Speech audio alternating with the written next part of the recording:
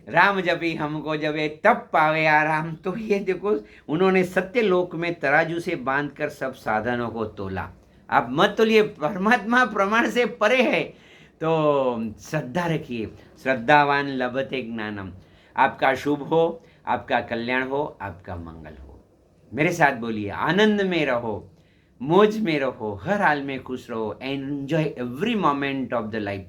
देखो, एक मैं लेसन दे रहा हूँ, ऐसा समझ लो कि आपको रोज बोलना है कि ईश्वर मेरी रक्षा और मदद कर रहा है, ओम नमः। ऐसा 11 बार सुबह में और 11 बार रात को बोलना है। यदि गुजराती में बोलना है तो ऐसे आप बोल सकते हैं, ऐसा समझ लो कि ईश्वर मारू रक्षण અને મદદ કરી રહ્યો છે, ઓમ નમઃ। लोग बोलेंगे ओम नमः क्यों बोलेंगे? अरे ओम इति इदम सर्वम। ओम जब बोलेंगे तो सब आ जाए, ब्रह्मा विष्णु महेश देवी देवता, जितना भी मंत्र है सब ओम में से प्रकट हुए हैं। ओम बीज है ना, एक ओमकार सतनाम। तो ओम नमः, क्योंकि हम उसको, उस परमात्मा को नमन करते हैं। तो ईश्वर मेरी रक्षा और मदद कर रहा है, ओम नमः। ऐसा रोज बोलिए। व्हेन, अभी वो थोड़ा अंग्रेजी में बोल रहा हूँ, सुनिए। When you repeat one sentence, repetition of word will enter in your subconscious level of the mind and it will become your reality। लोग मुझे पूछते हैं, गुरुजी सत्य क्या है? अरे there is no reality in the world।